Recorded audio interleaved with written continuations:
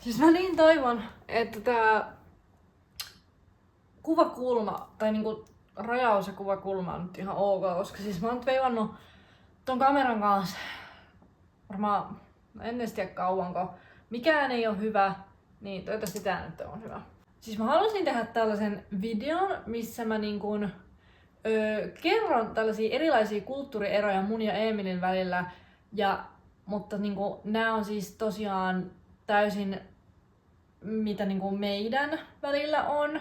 Eli ei ole yleinen tai yleisesti filippiiniläisten ja Suomen välillä, vaan nimenomaan mitä meidän kohdalla on tullut vastaan ja mitä me ollaan huomattu. Ja tää on nyt enemmän ehkä mun näkökulmasta, mutta mä ajattelin pyytää vielä Emilin, kun se tulee kotiin, että hän sanoo myös hänen näkökulmasta näitä asioita, koska nehän on todella eri. Et kun mä oon suomalainen, hän on filippiinainen. Mutta siis kuitenkin, eli tosiaan siis mun kihlattu on Filippiineiltä kotoisin. Hän on muuttanut 2 vuotta sitten Suomeen ja ei ole 2 vuotta on aika lyhyt aika, että hän ei ole silleen suomalaistunut vielä. Niin sen takia nämä kulttuurierot on hyvin voimakkaita edelleen. Ja sanotaanko näin, että siis meidän suhteessa niin 90% meidän riidat, mitä meillä tulee, tai tämmöiset konfliktit, niin on juuri näiden kulttuurierojen vuoksi. Koska siis me ollaan kulttuureina täysin vastakohdat. Ja se on, on tosi vaikea ymmärtää, että jos se on toiselle normaali, niin että kun se ei itselle ole normaali, niin miten se voi toiselle olla ok. Ja no on siis semmosia et edelleen niiden kanssa vähän niiden kanssa on semmoista totuttelemista ja oppimista. Ja vähän silleen, että mun pitää esimerkiksi muistutella itteeni, että joo, että hei, että on ihan ok niille ja tälleen. Mutta varsinkin silloin alussa, kun me alettiin seurustelemaan, niin siis se oli ihan hirveetä. Siis mä ajattelin oikeasti aluksi, että ei tästä tule mitään pelkästään tämän takia. Että me ollaan ihan liian erilaisia näiden pelkästään kulttuurien takia. Mutta siis mennään nyt vihdoin asiaan. Siis nämä on nyt vaan tällaisia, mä listasin tällaisia asioita, mitä mulle itsellä tuli mieleen, mitä mä oon huomannut. Siis ensinnäkin siis filippiiniläiset ei ilmeisesti syö oikein mitään jogurtteja tai rahkoja. Ja tää on varmaan ihan siis silleen aika yleistäkin Aasiassa. Mutta siis se oli itselle tosi outoa, koska rahka on meille suomalaisille yleensä semmoinen jälkiruoka. Varsinkin mulle rahka on maailman paras asia ja se on semmoinen, minkä mä oikein ostan, että tämä on nyt minun lahjani itselle, kun olen selvinnyt tämän viikon. Mä ostan joku hyvän rahkan. Ja sit mä syön ja nautiskelen sitä oikein tässä sohvalla. Ja sit mä yksi kerta just oli näin, ja nää oli just näitä ekoja kertoja. Mä oikein nautiskelin sitä tässä sohvalla ja mä olin Emilille silleen, että vitsi, että tiedät sä, että maistat tätä, että on niin hyvä, että on maailman paras rahka, mitä Suomesta saa.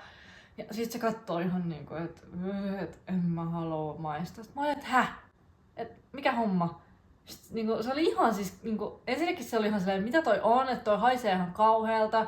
Ja että toi näyttää ällöttävältä. Ja se oli tosi silleen ennakkoluuloinen siitä. Ja sit no se lopulta maisto. Ja se meni sylkeeseen tonne lavuaarissa. Sillä tuli melkein siis oksennusrefleksi, että ei ilmeisesti meidän kuningatar rahka ollut hyvää hänen mielestään, joka oli mulle suuri petty. Mutta yksi muuten niiden ruoka, filippiiniläinen ruoka, se oli kai sinigang, vai mikä, mä en muista oliko se sinigang. Mutta siis se oli mun mielestä aivan järkyttävää. Niiden ruoat on muuten tosi hyviä. Tykkään tosi paljon filippiiniläisten ruuista, mutta se oli jotain niin järkyttävää, maistui pelkältä etikalta. Siis mä yritin laittaa sen sokeria ja kaikkea ja Emil vaan siis kuoli nauruun ja katsoi mua ihan järkyttyneen, kun mä laitan sokeria niiden johonkin ruokaan. Mutta yritin pelastaa tilanteen, eikä pelastunut. Sitten piti vaan hyväksyä, että tää on ihan kauheata, että mä en pysty syömään tätä ja sitten Emil vaan nauroi. Sitten toinen asia, siis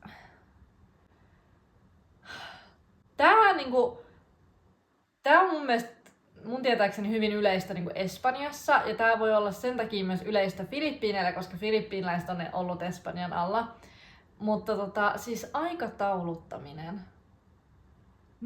tule mitään. siis jos sä sanot, että niin jos me sovitaan Emilin kanssa, että tulee kotiin kello 10, niin se saattaa tulla 11. Mutta se on niinku hänelle kello 10, koska se on niinku 22.45. Vaikka sehän on niinku meille jo enemmän kello 11. Eli jos sä sanot, että 10 aikaa, niin se on niinku joko siinä niinku 10 vaille 15 vaille tai 10 yli 15 yli. Se on niinku 10 aikaa. Ja siis tästäkin tuli ihan hirveä riita meille. Tää tapahtui meille silloin joskus tosi kauan sitten, niinku ihan silloin alkuaikoina.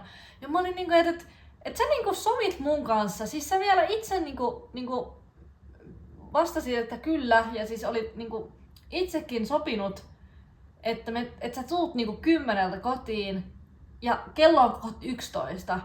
Ja siis se oli ihan, siis mä muistan, kun Emil oli ihan niinku, että häh? Että mä tulin niinku, ja se ei nähnyt yhtään, että mikä siinä oli niinku ongelma.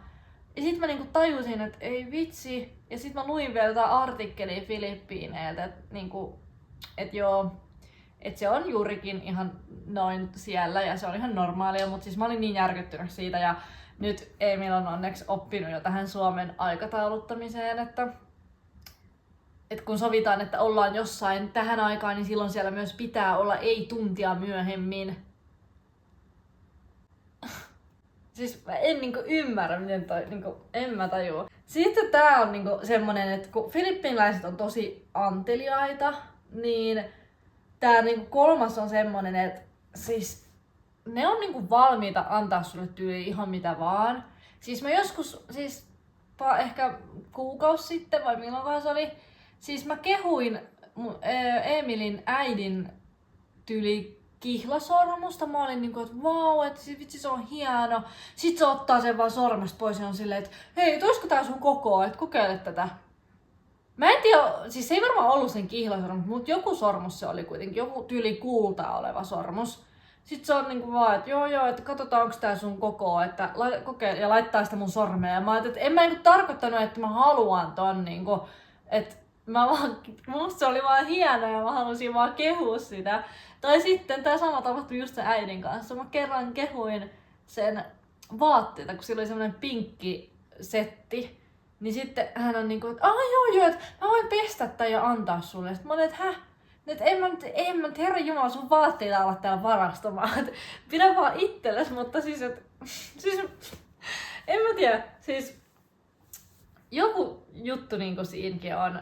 Ja sitten tää niinku on myös vastaavasti silleen toistepäin, että niinku, kun ne on niin anteliaita ja niille on tosi ok, että ne lainaa kaikkea arvotavaraansa toisille, ihan sikakalliita laitteita ja niinku ihan silleen tosta vaan, että joo, että voit ottaa lainaksi ja tiedätkö niinku, että mua ainakin pelottaisi, että joku rikkoisi mun tavarat ja en mä niinku uskaltaisi ihan kenen vaan lainata mun arvotavaroita, mut siellä ne on vaan ihan siis silleen, että joo, että tästä näin ja niin sitten niinku tää tapahtui mulle, että mun tavaroita just siis vaan niinku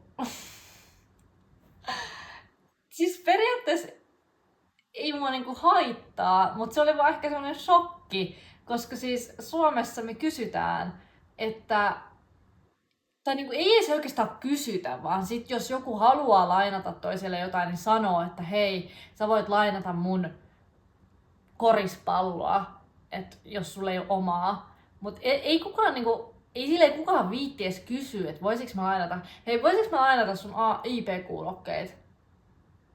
Että toi olisi niin random juttu, mut siellä siis niinku, ei ne niinku edes silleen oikein kysy. Mun mielestä se oli ilkeetä, vaikka siis sittenhän he puolestaan ajatteli, että mä olen tosi ilkeä ja itsekäs, kun mä en niinku mä en niinku ajattele muita. Siis kulttuurierot on oikeasti yllättävän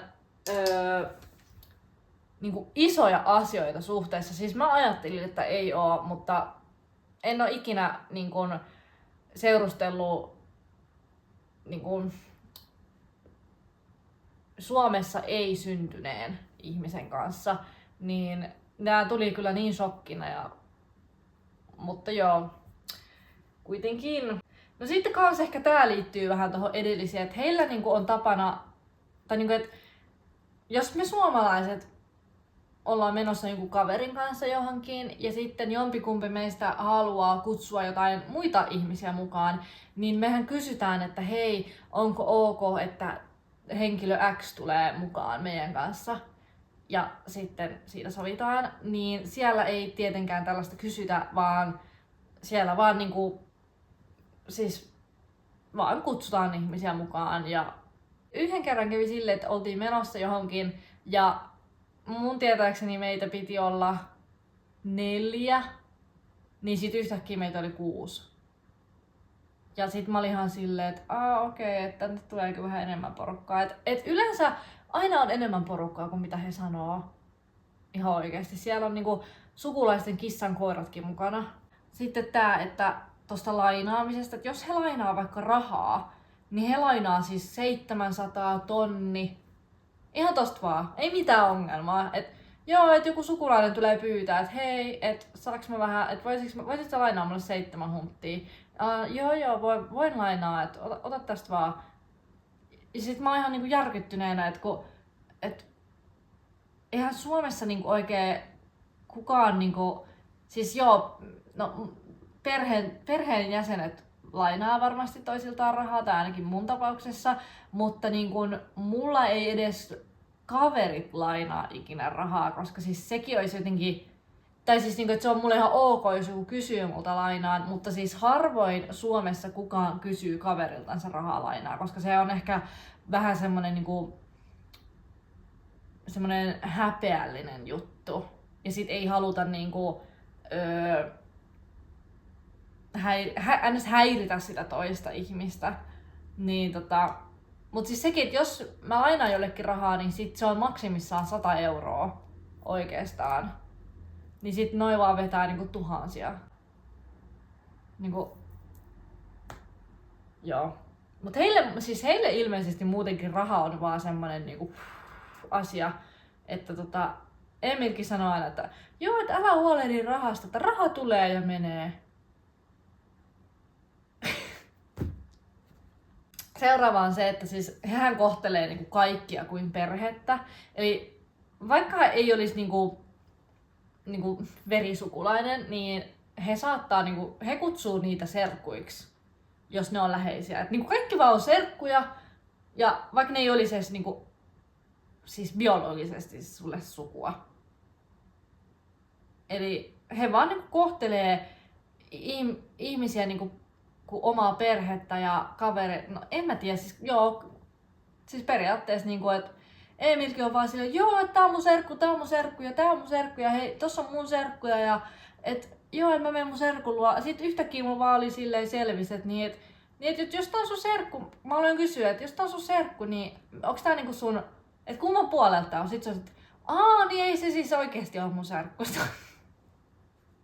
Mä olin, että siis miksi sä sit kutsut siis mitä? No mutta kun me vaan kohdellaan kaikkia kuin serkkui. Mä olin, okei, joo. Tää oli aika hämmentävää kans, mutta siis tääkin oli vaan niinku huvittavaa, siis oikeesti mitä hittoa. Mutta tää on niinku tosi ihana puoli heistä toisaalta, koska siis hehän kaikki niinku kohtelee mua kuin perhettä. Ihan siis ne ihmiset, jotka ei ole edes tavannut mua. Et ne vaan niinku, siis Emilin joku setä, siis tuli Filippiineiltä Suomeen töihin, niin joku hänen serkuistaan, tai kuka ikinä olikaan, niin oli vaan laittanut tämän sedän mukaan siis puhelimen kuoria, jossa luki mun nimi, ja ne oli siis mulle. Et niinku, hän ei ole ikinä edes tavannut mua, ja mulle lähetetään lahjoja sieltä. Siis musta oli niin ihanaa, siis oikeasti tosi sulosta. Siis, en mä kestä. Sitten semmonen kuin siis huolettomuus. No joo, siis tossa raha-asioissa on just se, mutta siis filippiinalaiset on muutenkin niinku hyvin, hyvin huolettomia. Siis tuntuu, että heitä ei kyllä stressaa niinku mikään maailman meno, niinku, tai mikään ongelma ei ikinä ole ongelma. Siitä aina päästään yli. He on niinku vaan silleen, että siis tyyli, että olisi vaikka 10 000 velkaa, niin ei mitään, että elämä on sellaista, että niinku, siis he on niin siis positiivisia, että niinku, ei he niinku, he ei vaan jää niinku möllöttämään tuollaisista asioista, toisin kuin sitten taas me tehdään silleen.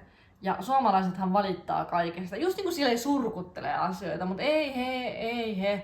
Siis he on vaan niinku kiitollisia, että he ovat elossa ja että elämä on ihanaa ja ei tässä mitään. Pitäisi ottaa oppia heiltä. Musta olisi kiva olla noin yhtä huoleton ja olla niinku ns. Stressaamatta kaikesta. Tai ainakin he saa sen niinku näyttämään siltä, en tiedä onko se oikeasti näin. Okei, no sit tää on nyt ihan perus, mutta hei, Filippiineillähän on vähän eri säännöt. No siellähän siis voi ajaa autoa ilman korttia ja tällaista, mutta siis heillä ei esimerkiksi käytetä niinku turvaistuinta lapsella. Tai näin mä kuulin. Et mä kysyin niinku, että miten te sit niinku matkustatte vaikka vauvan kanssa? Emil sanoi, että joo, me pidetään vaan sitä sylissä. Okei. Okay. Siis... No miksei? Mä itse asiassa kysyin vielä, että... No miten jos sä sit niinku törmäät auton ja sulla on se vauva sylissä, et lentääkö se vauva? Siis okei, joo, no niin, nyt loppuu. No sit tää on tämmönen niinku viimeinen, minkä mä huomasin, mutta tää on varmasti niinku riippuu hyvin paljon ihmisestä. Ja niin, mutta siis ainakin näin niinku Emilin perhe, niin heillä kohdellaan naisia jotenkin tosi hyvin. Siis heillä niinku ei miehet siivoo, miehet kokkaa, miehet hieroo naisten jalkoja, jos naisten jalkoja sattuu. Musta siis ei tollaista tapahdu Suomessa niinku yleensä. Siis silloin kun mä tapasin Emilin ja hän tuli mun kotiin, niin hän siis alkoi siivoamaan täällä. Hän alkoi imuroimaan ja hän petas mun pedin ja sit mä olin niinku vähän silleen, että onks täällä niinku likasta, että senkö takia sä niinku siivoat täällä, mutta ei hän siis vaan teki sen takia, että mun ei tarvi siivoa. Ja aina kun ennen kuin mä tulin töistä kotiin, niin hän oli aina siivonnut täällä, pedannut mun pedin ja imuroinut ja kaikkea tällaista. Koska siis hän ajattelee, että minä olen väsynyt, kun minä tulen töistä, niin minun ei tarvitse tehdä sellaisia, että hän tekee. Tai sitten niinku ylipäätänsä siis Emil, siis hän vei mut Milanoon. Maksoi lennot, maksoi hotelliin, kaikki. Hän maksaa ruuat, jos mennään syömään. Siis se on niinku... Sitten ehkä sekin niinku, että kun mä menin niinku Emilin siis perheen luo, niin ensimmäisiä kertoja, siis mä katoin siellä, että kun hänen isäkin on ihan samanlainen. Sitä heidän isä siivoo siellä, tiskaa, tekee ruokaa ja heidän äiti vaan nauttii elämästä sohvalla. Siis mun piti ihan niinku mun piti laittaa tästä viesti mun äidille. Tiesittekö te, että nää tekee tälleen? Että ootko ikinä muuten nähnyt, että meillä mies siivoo? Ja äitikin oli ihan shokissa siinä. Niin mun mielestä siis, wow. Ja siis en nyt sano, että kaikki suomalaiset miehet olisi tollasia, että ei siivoa ja näin, mutta siis silleen niin kuin yleisesti ottaen, niin filippiinalaiset miehet on kyllä tai ylipäätänsä siellä kunnioitetaan niin paljon enemmän naisia kuin mitä Suomessa kunnioitetaan. Siis ihan oikeesti. Ihan eri asia siellä kuin täällä. Mun mielestä se on aika ihailtavaa ja aika kivaa. Siinä oli kaikki mitä mä keksin. Mä aion pyytää sen Emilin vielä tähän. Mä kysyn häneltä, jos hänellä olisi jotain lisättävää tähän. You moved to Finland 2 years ago. Yeah. So, did you have any cultural differences that you noticed when you came? Give me an example of something. Well, like in here it's like so something much that peace. shocked you. The peace? Yeah, peaceful. Like for real peace. Like, yeah. So, that's the first thing that shocked you? Yeah. The peace? Yeah. Or maybe that we don't have that much people in here. Yeah. But it's, Peaceful. it's very different, yeah. Yeah, well, we have forests and stuff like that. And second thing shocked me that no one's making an, argument doing the horn thing. Yeah. How do you say it in English? Beep. Yeah, beep the horn. Like, So no one's beeping you when you're driving. yeah. Yeah. When you do so much rude, like, Something yeah, unacceptable. yeah, then they start to, Yeah. yeah. Okay. Let's think about when we met. Mm. What was the first cultural shock to you when dating a Finnish woman?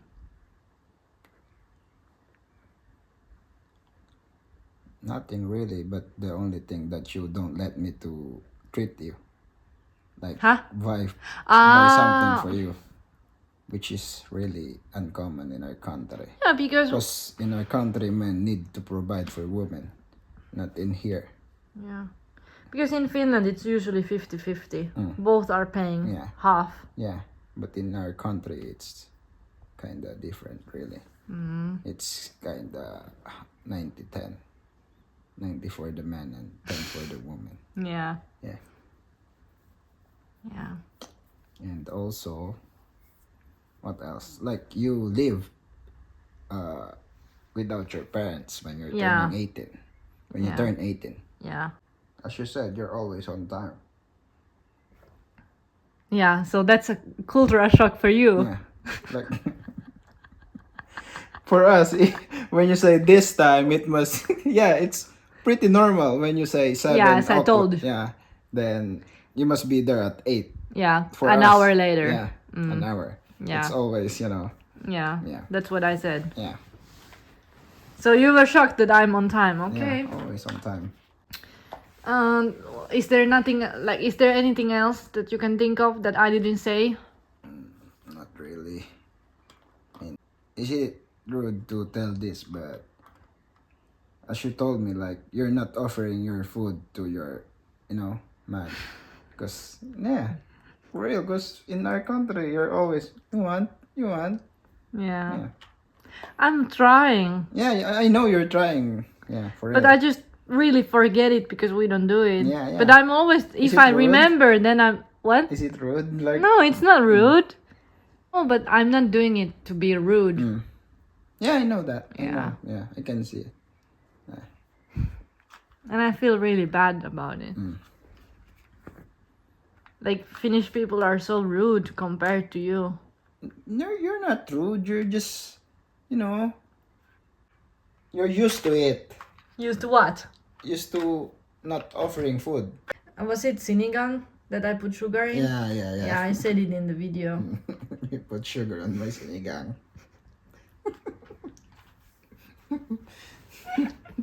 Which is really weird, Who put sugar on sinigang?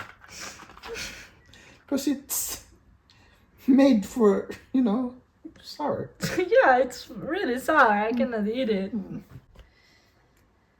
You can end it then. Bye. That's it? What the? Okay. Oops, thank you for watching. And bye. Yeah. Bye. Love you. Love you.